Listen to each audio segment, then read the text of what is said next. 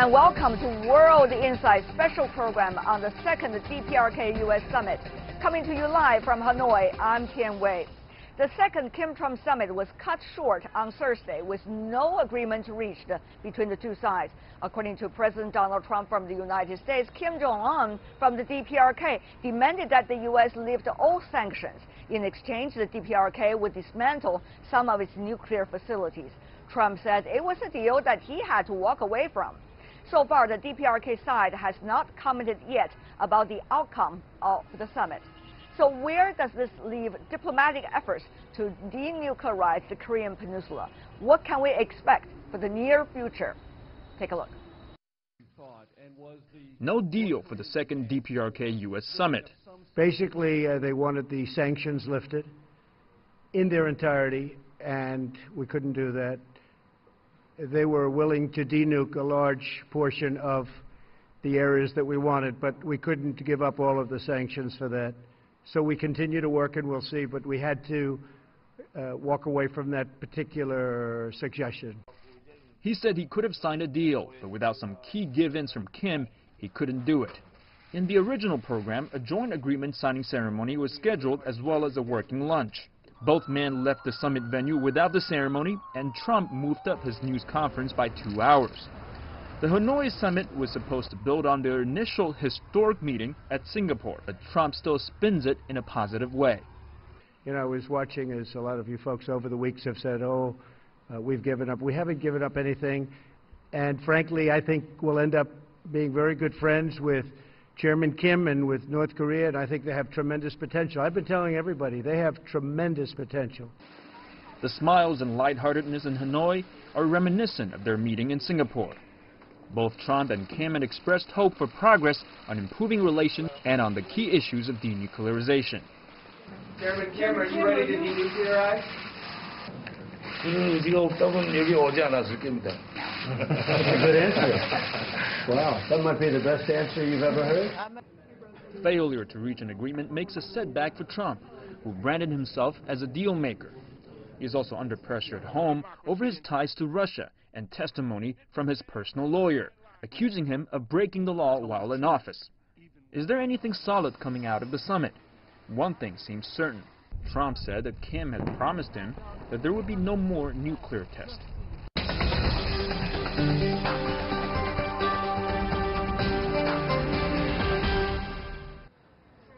For more on the Kim-Trump summit, with us in Los Angeles, Jonathan Pollack, a non-resident senior fellow in the Center for East Asia Policy Studies and the John Thornton China Center at the Brookings Institute.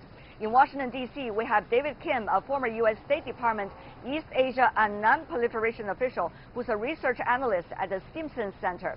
Last but not least, in our Beijing studio, Gao Zhikai, Vice President of the Center for China and Globalization. Gentlemen, welcome to our program. This is an important day, even though an agreement was not reached between the DPRK and the United States. So let me go to you, Mr. Pollack, very briefly. To begin with, were the two sides, in fact, very far away from one another?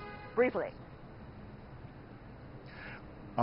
They are far away from one another. I think expectations here, journalistically and otherwise, all outpaced the possibilities, and when it came down to what we could call crunch time, there was no basis on which to proceed with any kind of a formal agreement. And what about for you, Mr. Kim?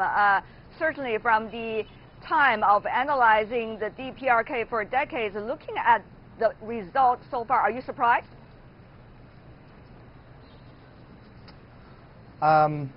I am surprised a bit, but I would say that I think there was a package deal going forward into the summit. I think there was some scuffling of demands either from the U.S. side or the North Korea side that could have turned this agreement around and scuttled it at the last minute. Interesting. Mr. Gao from Beijing. Now, the Chinese Foreign Minister, Mr. Wang Yi, already talked about this is the deep water zone, in his words, when it comes to the denuclearization on the Korean Peninsula. It seems a long way to go. Mr. Gao, briefly. I think the result in Hanoi is surprising as well as not surprising as far as I'm concerned. surprising in the sense that the two sides got so close to each other, and the expectation raised just before the final outcome came was so high, and the world was led to believe that there must be something coming out of it in a positive way, but eventually nothing positively coming out. Now, not surprising in the sense, I think in substance, the two sides are as far as you can get as to how to define denuclearization and how to achieve denuclearization. And I think the United States probably was misled to believe that DPRK would achieve denuclearization, whereas North Korea most likely doesn't want to do denuclearization unless they are 100% assured that their survivability and security will be absolutely guaranteed. Okay. The two sides are very far from each other. It is being reported right now that the DPRK, according to the U.S. side, are demanding for the total relief of sanctions against the DPRK. Of course, according to President Trump, though, that he walked away from that. However, Mr. Pollack, the U.S. seems to also ask the DPRK at this moment more than Pyongyang could accept. Mainly, it's not just about Yongbian, and actually much beyond. It does, and the intimations from the press conference by President Trump is that the U.S. expectations were higher, they were tabled, and North Korea, on the other hand, Kim Jong Un, simply wanted the sanctions relief. He was unprepared to give on other fronts. So in this sense, I really don't think we should be surprised at all by this ultimate lack of closure that was here. I would, however, emphasize we have only heard from President Trump and Secretary of State Pompeo about this. We've heard nothing from the North Koreans. We may not hear anything for some days since Kim Jong Un remains in Vietnam for the next several days.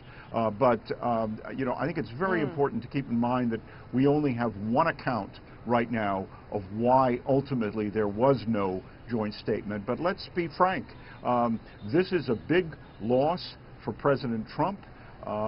It is an even bigger loss for President Moon Jae-in in South Korea, who was really banking on a big breakthrough here, and now his hands are tied, and he knows it. You are bringing in a lot of different factors, in fact, in this very important discussion. We're going to go to different parties, their interests and their involvement a bit later in our discussion. For now, Mr. Kim, to you. Now, President Trump of the United States walked into the discussion morning in the room, in fact, with a lot on his shoulder. He had to perform, and yet this time failed because of the issues back at home. Also need some uplifting here. So, Mr. Kim, in fact, how well do you think the party on the other side of the negotiating table also know this and would ask, as a result of that, a price that the other side thought would be appropriate? Say that one more time, Tian, just the last part. Yes, I'm saying that the DPRK side, how well do you think and sophisticated understand the U.S. side for President Trump particularly to have this victory? I think the North Koreans absolutely understand the United States well. The negotiating team that was at the table have done this, some of them for decades, since the beginning. Our U.S. team have had many turnovers in the last, especially several years since President Trump has come in. So Kim Jong Un and his team have come prepared. They have done their homework. I think the U.S. side, Special Envoy Began and his team, they were prepared, but they could have been more prepared. And I think that you know, we don't know the details yet, so it's too early in the game to get into speculation about what happened. But what is important is that both leaders came out claiming that they wanted to continue this relationship. And again, I'm going to emphasize point 1 of the Singapore statement, establishing new relations between the United States and DPRK is the fundamental core of this game, and it's a long-term game. It's going to live past Trump's presidency, and Trump wants to put in the mechanism towards continuing dialogue with Kim Jong Un through his love for him or through his camaraderie with him. Right. Mr. Pollack, your experience in, let's just say, the ups and downs of the Korean Peninsula nuclear crisis six-party talks, years of it, did not necessarily manage to reach an ultimate solution, though laying a good foundation. And the big summit earlier in Singapore did not follow up with all satisfying steps by both sides, at least into each other's eyes. So, what can we expect? Will something on the ground really begin to build up, since today the so-called celebrity diplomacy failed? Well, that's precisely the point, Tianwei. President Trump seems to believe he can pull rabbits out of a hat, that on a very hurried-up basis you can send teams off to negotiate things. This is not a way to conduct diplomacy on an issue like this, if you were really seriously intent on that diplomacy. President Trump believes because of his personal role, he can somehow finesse things. He thinks he can do the same thing with Xi Jinping on U.S.-China trade. It's just not at all an effective way. And frankly, I think the president, if anything, has been a bit sobered, and for Trump, even a little humbled by the outcome here. I also want to emphasize, he is very distracted. You could see that in the press conference. He even acknowledged that he was spending a lot of his time in Hanoi watching the TV coverage of Michael Cohen's testimony. This is not a formula for success, to put it mildly. Yes, not at all. But if you look at from now until a few days or weeks, which was the timeline that the U.S. side is specifically laid out during the press conference, Mr. Kim, can we expect any specific steps from the U.S. side, at least, to build up some kind of confidence and even some concrete steps, even though small, Mr. Kim?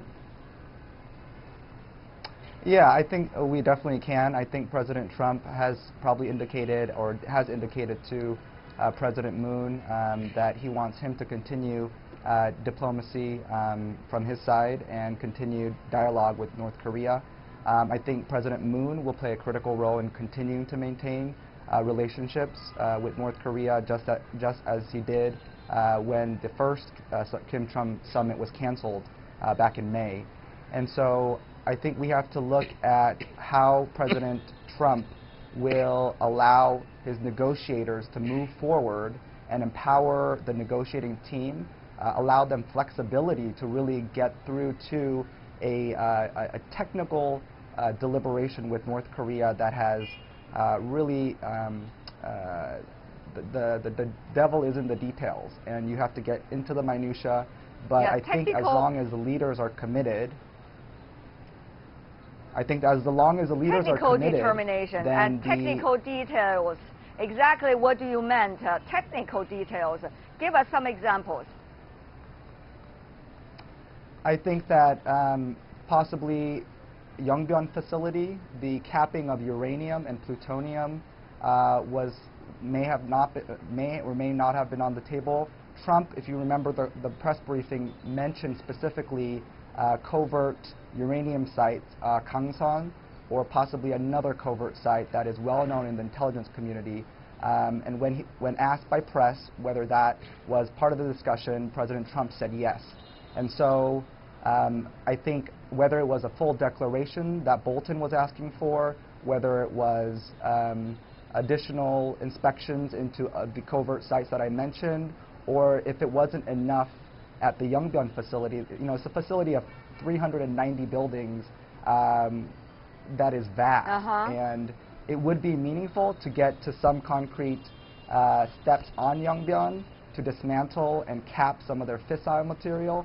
But we have to understand that this is going to take a long time, because the technical details, their arsenal has grown so much since the last negotiations back in 2007, when we had the joint statement, implementing statement. So again, we're at a place where Kim Jong Un could have up to 30, 36, maybe even 60 nuclear weapons.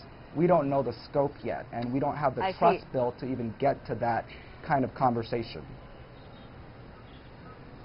Well, Mr. Kim, I have to remind you, though, during the press conference, the president said the other way. He was suggesting that U.S. know every inch of DPRK very well, and therefore asked what he asked during the discussion. Anyway, let me go to you, Mr. Gao. There are different sides already expressed their views about what's the future of the DPRK nuclear issue. Also coming from the Chinese side, Chinese Foreign Minister Wang Yi meeting on the same day when the second summit took place in Hanoi with the Deputy Foreign Minister of DPRK, and he talked about the so-called deep water zone. He talked about several things: determination, patience, dialogue, work toward each other, and eventually have the continuity of the discussion. Now, Mr. Gao, what can we really expect now? Already a failure of reaching any agreement so far. Mr. Gao, very briefly. I think fundamentally the current approach may be the wrong approach. President Donald Trump wants to claim and monopolize all the credit to himself as if he is a solo hero and he could change everything and he could achieve denuclearization of DPRK, whereas all the other people or in other countries, for example, have failed so far. This is not going to work. His art of negotiations will not be applicable here and deliver the real result. As far as China is concerned, China has all the good intention, and China has done its part throughout the years, as well as for this summit in Hanoi. And I think the new approach would definitely need to involve more parties involved directly. China, for example, Russia, for another example. You cannot really believe that between the United States and DPRK, they can achieve denuclearization. Right. Because DPRK is fundamentally concerned about the safety of their state and the survivability of the regime. And if they really give up the nuclear weapon, what else can they count upon? So I think President Donald Trump is humbled and sobered, and hopefully he and his government will really come down to realities and come up with a better approach. Really? I think so. Well, Mr. Polak, really, is that going to happen? I mean, if you think about it, President Trump's international diplomacy all based on bilateral, and what he's Mr. Gao, for example, was suggesting is about multilateral platform. Even though we want to accept, during the press conference, President Trump mentioned everybody: South Korea, Russia, China, Japan, everybody. So what is likely to be the approach? That, isn't it, going to be the ultimate question, Mr. Polak? Well, Mr. Gao makes a very relevant point. What Mr. Gao was describing was something much closer to the six-party process. But Trump can't do that. Trump has to say, I'm going to do it my way. No one has done this before. I know how to handle this. It would be in a stunning admission on his part if he went back to something that was recognizable from the past, even though logic and interest would dictate that kind of an approach. But here again, I have to emphasize, President Trump is under pressure on multiple fronts right now. He is personally very identified with this relationship with Kim Jong Un, but the problem with that is it's all independent of the true realities, the true need, if you can, to come to some kind of definitive understanding. The very fact that here we are almost 9 months after Singapore, that by the acknowledgement of the U.S. team, there is no agreement on what denuclearization is, or, as Mr. Gao noted, how to get there. That should be job one, not job 27. And until you get to it, you're going to see more frustration, more stymieing, more stalemate that would inhibit any kind of discernible, effective, lasting movement on this very fundamental issue. Now, President Donald Trump is what he is. He is with that kind of personality. He has that kind of approach. But, Mr. Kim, for all the other parties in the region, China, North Korea, South Korea, Japan, and certainly Russia as well, it is something at the front door, right? It's the crisis that all have to face up to. So how will the other 5 parties, particularly China and South Korea in this regard, be able to walk or help Washington to walk with them toward the next step to build up once again something has already dissembled today as a result of the failure of the second talk? Mr. Kim. Well, thank you, Tian. I think that China is going to play a critical role to provide security guarantees for North Korea. South Korea is going to provide economic incentives, Kumgang tourism, Kaesong industrial complex, railroad infrastructure. Russia is going to play the same role.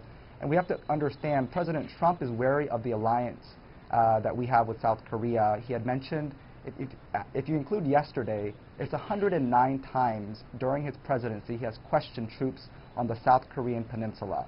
Now, given that fact, South Korea has to maneuver in a way that will allow other parties to be involved in this process. China's role is going to be critical in signing a formal peace treaty. Russia is going to be hopefully critical in providing energy assistance, oil pipeline through to Europe, additional guarantees, and so is Japan.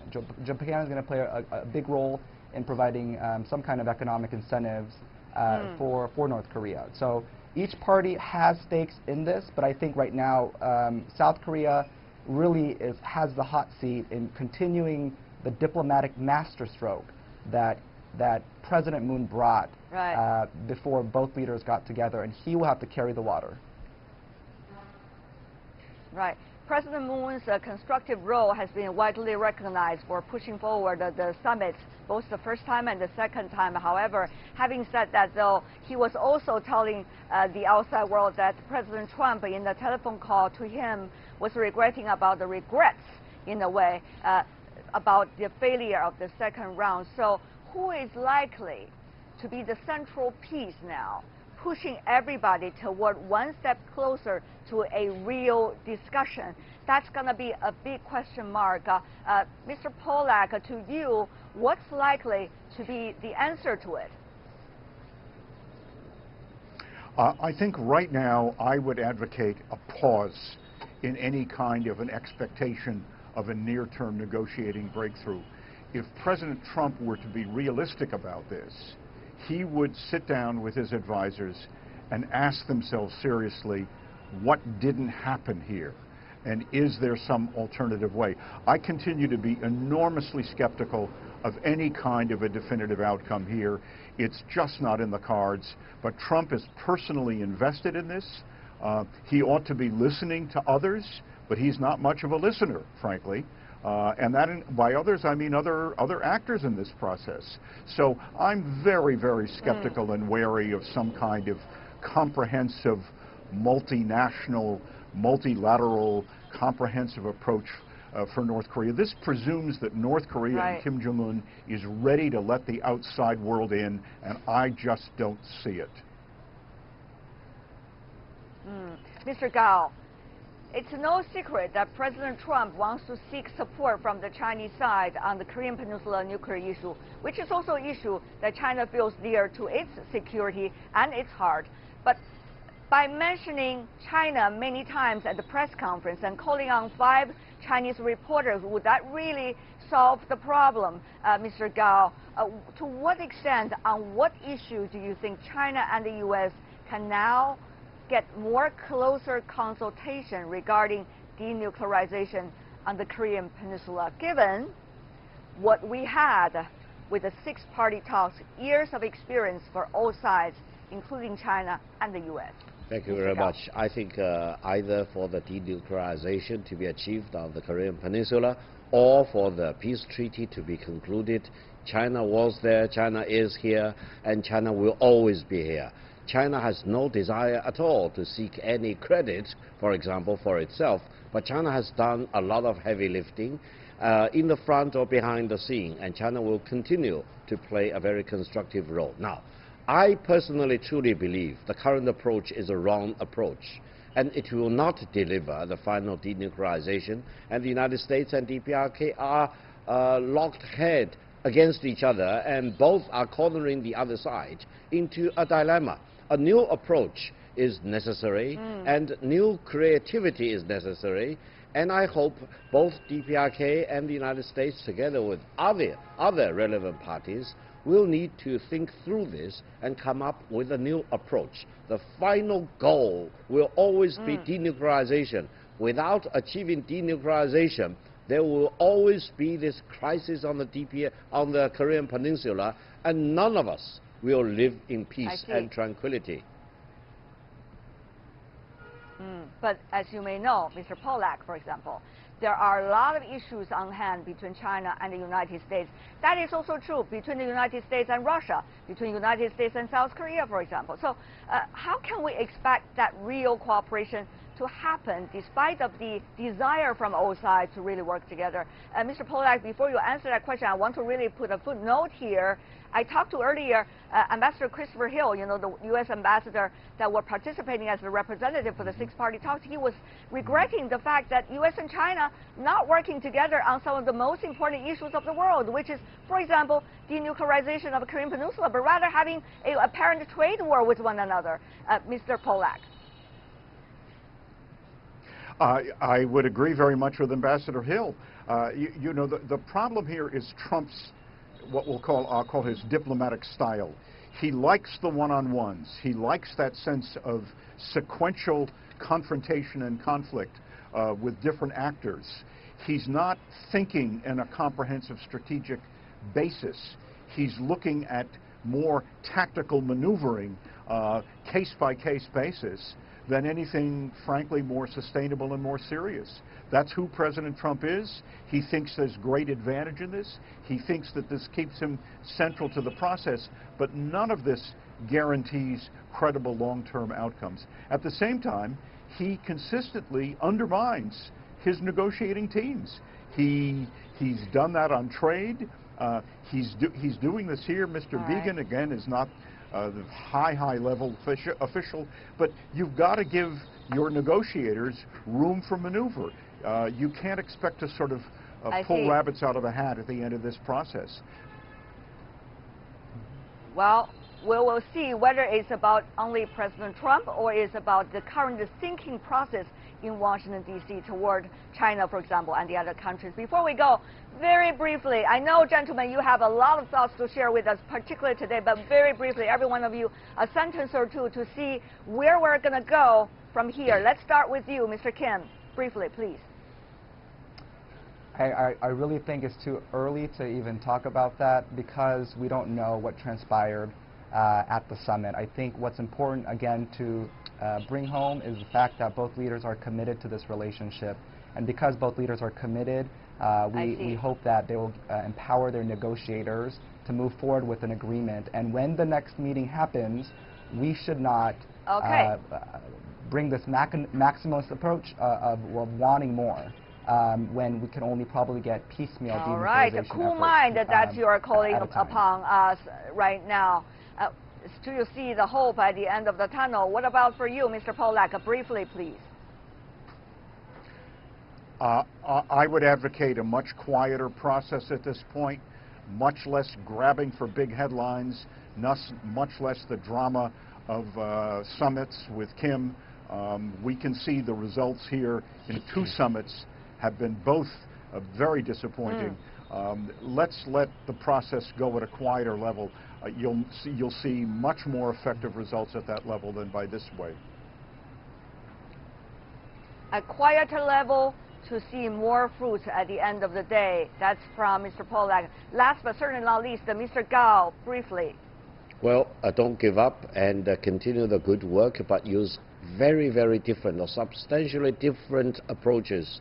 And don't treat it as a TV show. Don't treat this as an art of negotiations, for example. This is real diplomacy and real geopolitics at the very core, and we need to deal with them as they are rather than as a show business. Not a show, not a drama, real issues at stake. Thank you so much, gentlemen, the 3 of you, for joining us on this very important day. The second summit failed, and yet the hope is still there. Let's work hard toward that goal. Thank you, really appreciate it. Gao Zhikai, Jonathan Polak, David Kim, thank you.